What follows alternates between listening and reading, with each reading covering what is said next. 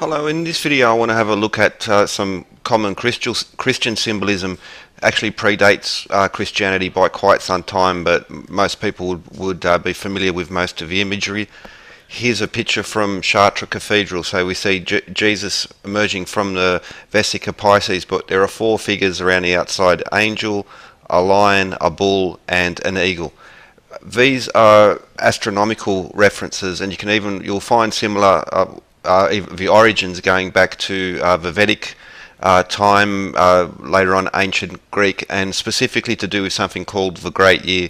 But the use of astronomical symbolism is hugely important, not just in Christian circles, but Buddhists, Hindus, Jains, Islam, and Judaism, basically all of the larger religions, and they tend to have the same sets of symbols in one form or another connected, and through the constellations they tell something of a story, and the importance of these symbols, the way they carry on through time, it really speaks strongly to the fact that this is something quite profound. So the Great Year, or the precession of the equinoxes. So when we think of the 12 signs of the Zodiac, usually would be connected to astrology, but we're going to speak in astronomical terms and the use of this as a system of measurement. So the Great Year is essentially runs about 26,000 years, so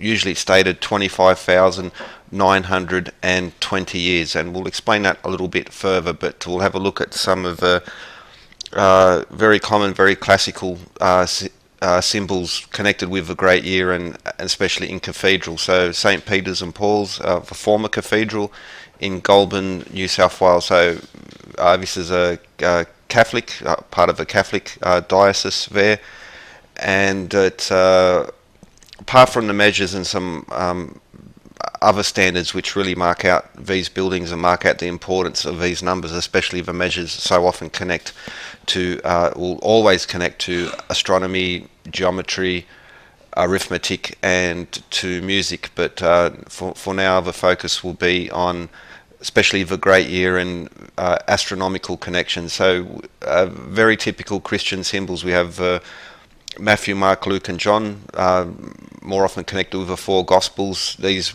also referred to as the four Evangelists, sometimes also referred to as the four Horsemen, as in the four Horsemen of the Apocalypse. So the lectern, I suppose you'd call it, there on the altar, but also this part of the main altar here, we see that there are the four figures on either side, the same four figures: the eagle, the lion, the bull, and the angel, each one of them representing a constellation. So here we see it again in a still shot. So Matthew, the man,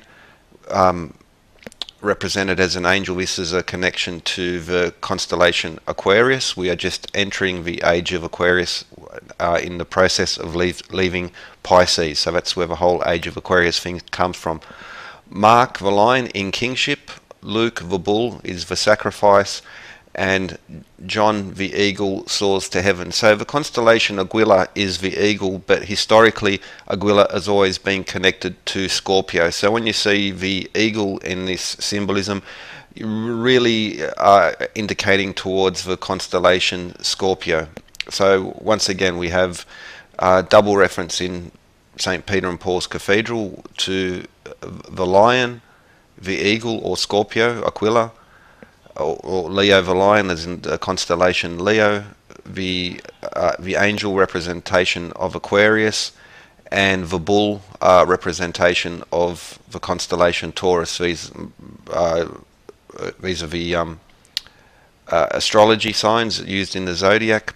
But so here we see something of a plan, but how they spin out. So we can each one of these constellations, these symbols, is a rock solid reference to a period in time, and that's got to do again with vernal equinox. So in the northern hemisphere, in the spring equinox, when the day and night is equal, that morning the sun will rise with a constellation behind it, and So at the moment, for the last 2,000 years, roughly just a bit over the last 2,000 years, we've been in the age of Pisces. Now we're really at the tail end of that, and we're entering the age of Aquarius. And a particularly interesting thing about the age of Aquarius is that we are entering one of what's called the four cardinal points, or the four horsemen, as again connected to the four evangelists and the four gospels. So if we have a look at St Andrew's Cathedral in Sydney, it's one of these, at least in Sydney, one of the touchstone buildings regarding the use of sacred number, sacred architecture, sacred geometry, designed by the architect Edmund Blackett, who was something of a expert on Gothic architecture. But just there underneath, so these are the main doors on George Street, and just underneath there we see these four shields with the angel, the lion, the bull, and the eagle, or the constellation Aquila, which again is a representation, connects strongly to Scorpio. So we have Scorpio, Taurus, Leo, and Aquarius being represented here. So now we see the bull, or Taurus, which again was connected in St. Peter's and Paul's in Goulburn. This was the sacrifice. And we have the angel representation of Aquarius, for water bearer, and especially if you read up a little bit on the Greek symbolism and legends connected to Aquarius, there's some cool stuff there regarding weights and measures. Leo the lion, common reference to this is for instance, the Sphinx was pointed at Leo during the age of Leo. Robert Bouval and John Anthony West have done some really interesting stuff on that. So on the outside we have the four horsemen, or the four cardinal points, but also on, just again, there's a double reference to it. So on the inside we have this stained glass window on one of the transepts, and again the angel, the lion, the bull, and the eagle, or Aquarius, Leo, Taurus, and Scorpio. So these are all references to the standard Christian symbolism, and usually you'll see okay, so here we have some standard artwork. So the mandala, or the almond, that's what the shape is referred to. Of course, it's familiar with the geometry. That's what emerges from the Vesica Pisces.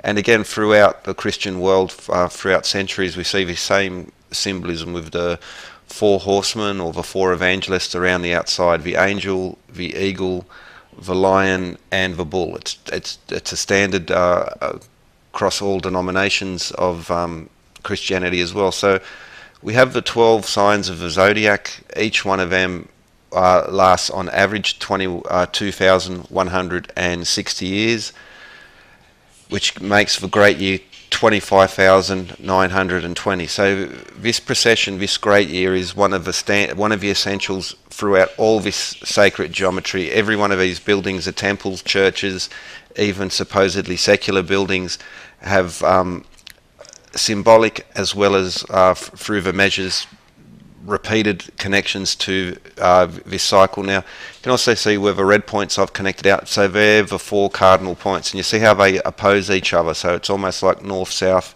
east, and west of the compass of the great year. So as where the most of the other constellations are not evenly spaced, the four horsemen are, and that's why they're so important. So on the spring, or the vernal equinox on the northern hemisphere, the sun will rise, and one of these constellations will be in the background. That's how we define our age, and this understanding is also profoundly important in regards to the level of sophistication that the ancients were using in their astronomy, whether ancient Greeks, ancient India, or ancient Egypt. And the Platonic season, 6,480 years, so 3 ages is one Platonic season. So essentially from north to east, and east to south, and south to west forms this system.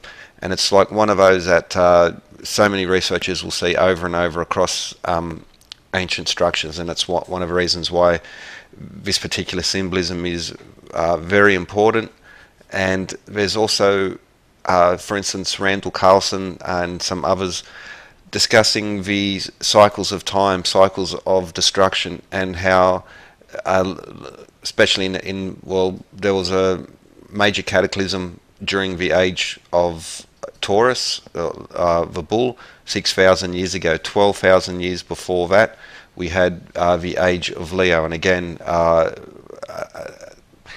bit contentious, at least with the establishment. Archaeology will simply not admit it, but there's a growing amount of evidence in places such as Göbekli Tepe that at the end of the last ice age there was civilization, and were starting to find their monuments and starting to date their and even their symbolism, mythology. We can see it move through time, and so it's becoming less and less one of those tinfoil hat things to say that civilization did not begin 5,500 years ago. Actually goes back much further, and that the ancients, such people Mohenjo-daro in ancient India, Pakistan, the Egyptians or the Sumerians, were the heirs of a previous civilization. And one of the traits that they've left us is not only the numbers and the measurements, but also the way that these symbolism has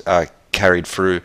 And as many have said, that to ignore this, we do so at our own peril, especially given that we're entering the age of Aquarius, one of these four cardinal points, which more and more seems to be a time of great change, and not just in the world of humans, but also in natural cycles. So anyway, just a shorter one, and I hope you enjoyed.